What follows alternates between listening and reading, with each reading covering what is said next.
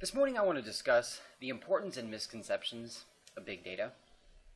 And when we begin a discussion about big data, I want to start off by just briefly saying that when we talk about the media, because that's who generally discusses big data, especially they'll feature articles by this person or that person, I've noted that the media in general are always negative and usually feature the most ignorant person that they can find, or the second most ignorant person, or the third most ignorant person they can find on any topic. And I don't base that off of, just 10 different times of looking at the news. At the company that I work at, we have the news constantly playing in the break room. And so I go get water, I'd say about 6 to 7 times a day. And so for about a brief 20 to 30 seconds, I see what's on the news, the headlines, and they're talking. And 100% of the time, they are talking about something negative. Even yesterday I thought, they're finally going to have something positive because the unemployment rate, as one of my friends mentioned to me, hit, 6.3%. And I was like, this is going to be, they're finally going to be happy. And no, the 7 times that I got water yesterday, every single time, it was funny that every single time that I walked in there, they were talking about the unemployment rate, but they every time had something negative to say. Oh my God, there's still 6% of people unemployed. I just don't know. What are we going to do? Even though, by the way, if you're familiar with economics, you understand that there's actually a natural unemployment rate, and the natural unemployment rate is usually 6 to 7%. So if the unemployment rate is within that range, that's actually not a bad thing whatsoever. But the media are so good at, finding really stupid people. They're really good at being negative. And so, by the way, if you take anything from this video, that I promise you will have a huge impact on your life. Stop watching the news. Stop reading the news, and stop listening to the news. And there are times that you won't be able to help it. But just take a note as to how many times you hear a positive story versus a negative story. How many times you see an actual person who knows what they're talking about versus the biggest ignorant buffoon ever. And the good news is, if everybody stops watching the news, all of those journalists get fired, and they'll have to actually go out there and get real, honest jobs. And journalism is not an honest job. Okay, so let's talk briefly about the misconceptions and importance of big data. So I'm going to use 2 kind of examples of where I think that, big data is useful and where big data would not be useful. And the first example of where small data actually works better would it be in behavioral training, behavioral science, and behavioral analysis. If someone is trying to learn how to master something, their best bet is to look at what they've done well in the past, not look at other individuals. Now, when we're looking at teaching young people, it would be better to look at big data and see what's worked on a bunch of different people, right? But once you hit about 20 years old, and I always say this to anyone who's trying to improve their behavior, I sit there and point out, what have you done well? What have you learned well in your life? What are you proud of? And if a person's 20 years old and they say, I'm not proud of anything, well, that's kind of a concern anyway, right? But most of the time people are like, I learned Mandarin really well. Okay, awesome. What other things have you learned well? Well, I do CrossFit really well. Awesome, cool. So what things are in common between those 2 skills? You learn Mandarin really well, you know Mandarin well, and you do CrossFit well. What things have you done with both of those? And so people will say things, I work on my Mandarin every day and I do CrossFit 5 days a week. Okay, so what I'm hearing here is that you have some consistency in these, right? And the person will be like, I'm very consistent, right? And then I dug deeper and started learning other techniques about speaking Mandarin or writing Mandarin. Actually, I don't know if it's a written language, or I learned some other techniques about how to master pull-ups because maybe that was a struggle of mine. Okay, so, then I would point out to that person, so I'm hearing that you dig deeper. So what would happen in time is a person would realize, so if I want to learn a new skill, I need to be consistent. When I hit a wall, I need to dig a little deeper, and so on and so forth, right? So the person starts to pick up on, these have worked for me in the past. There's no reason to believe they won't work currently. So little data in that example would be very useful. If you're 20 years old or over 20 years old and you want to figure out how to pick up on a skill, look at some of those skills that you've done very well in. And that's what we call in behavioral psychology, which is reflection, like self-reflection. A lot of people don't know this. I don't have my degree in computer science because I've worked with computers since I was in elementary, and web and all that other stuff. And so when I got to college, I didn't want to do computer science because I was like, oh, I really don't want to work more with computers. So I did psychology, social psychology, and behavioral psychology, and I found that way more interesting. But because I was, a programmer and I knew how to develop things, I was like, hey, how can I build a program that I can input tweets from like a client of mine, and then it will be able to read their behavior and tell them, oh, you're really good at this. Oh, you need to work on this, or oh, here's some opportunities here. And that excited me a lot more than, going to school and getting my computer science degree. And I could pick up on that stuff always by reading books on data analysis and all that other stuff. I don't really feel like I need to do that as much. But yeah, social psychology is, at least in my opinion, a lot more fascinating, and it's really interesting to use that. But in my behavioral psychology applications, I always am using little data. I never use big data. I don't need to use big data. And if someone tells me at 20, like, I've never accomplished anything big, I'm like, okay, well, we got a problem here. But we have a bigger problem, which is if you've never done anything in your life, yeah, can't help you. Now, what about big data? So, big data is very useful for very complex problems. Now, I'm not a graphic designer, so this is kind of a laughable thing here, I'll admit. So, I'm going to talk about big data in medicine. Yesterday, I interviewed a data scientist for a position, and he had worked in the medical industry.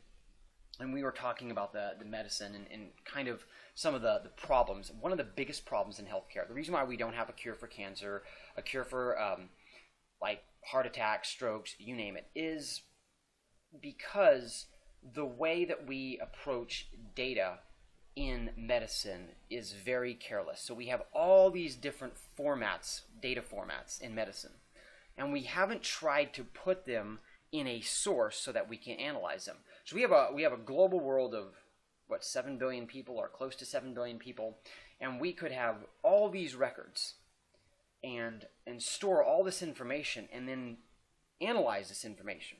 So I'm going to use an example where we have a 20-year-old boy. I know this doesn't look like a 20-year-old boy, but he has prostate cancer, which is, it maybe never even happens, but let's just suppose we have a 20-year-old young man and he has prostate cancer, okay? Which is a very highly unlikely case, because prostate cancer, usually men get it at 50 or 60. And so he goes to a doctor, and what do you think that the doctor does? Well, the doctor runs his analysis. One of my really good friends is a diagnostician, and he's going to be one of the ones that crunches a lot of the numbers and looks at, comparison. But the doctor in general is going to start collecting data from this patient, right? So this young man is 20 years old, has prostate cancer, so he starts like running blood tests, the uncomfortable prostate check, you name it. And he collects this data and he starts reviewing these data. Now suppose he doesn't find anything other than the cancer itself. That's a flag, that's a concern. He's not seeing, why did this young man get this cancer, right? Well, one of the things that we can do, and the doctors will say that they do, is they go look at family history. Okay?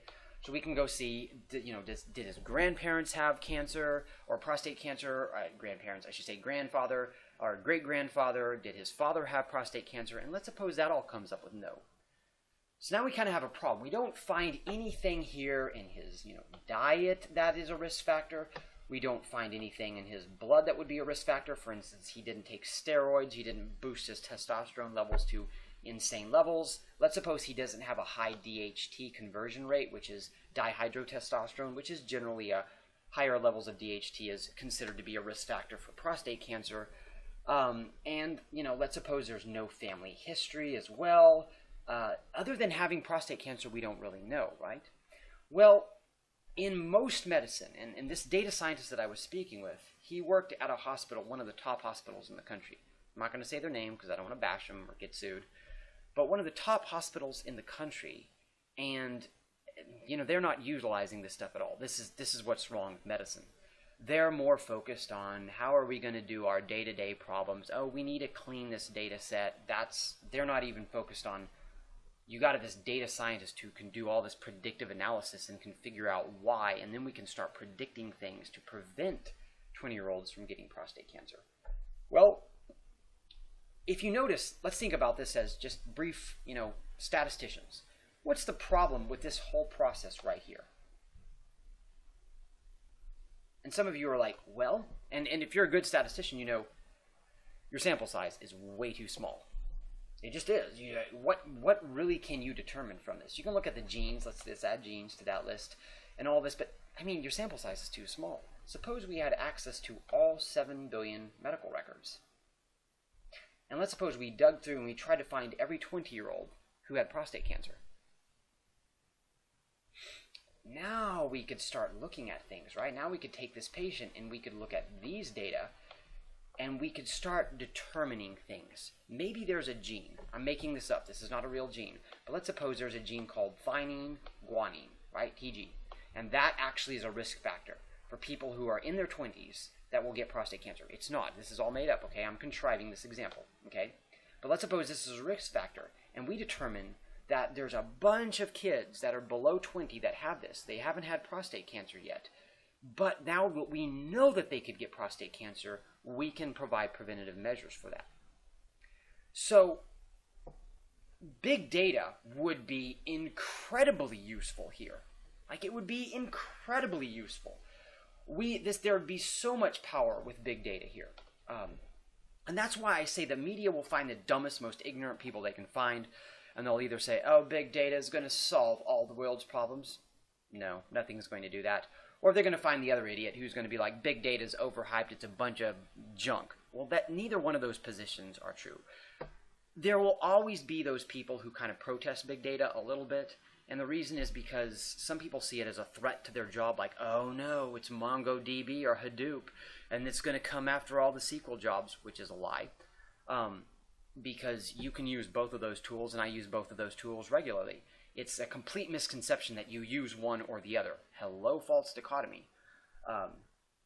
But that's part of the reason why people will protest. They're trying to protect their job, and they're not seeing the bigger picture, which is we have these global problems like a global water shortage. We have these global problems like, health problems. And we have all of these data, and yet we're not utilizing it. And we're not utilizing it so that we can protect some people's jobs or because some people are worried about their jobs, when there are actually people out there that are dying and that are suffering. And it's like, look, get over a possible job loss if it means solutions to some major problems. And by the way, we all benefit from these solutions. All of us do. It's not going to cause a job loss. Okay, so you have to expand your skill set. Oh, no. Learning is part of life. And if you don't like learning, I always say this, you shouldn't be in tech. Tech is not a good industry for people who hate learning. Tech, it is important to have a very positive attitude toward learning. But that kind of summarizes just a brief, 2 really simple examples. I like 2 simple examples to show you that, big data has use, and so does small data. They both are very important. When you're looking at in terms of reflection, yes, it's very useful to look at your past behavior. And it's a really small data set if you think about it. When we're looking at global things, we're looking at major health problems. I cannot stress enough, big data has a lot of use. So the next time you hear all the hype debate, just keep those 2 simple examples and come up with your own in mind that there's a time and place for both, and they're both very useful. And yeah, people who hype one or the other or who are anti one or the other, they're nut jobs.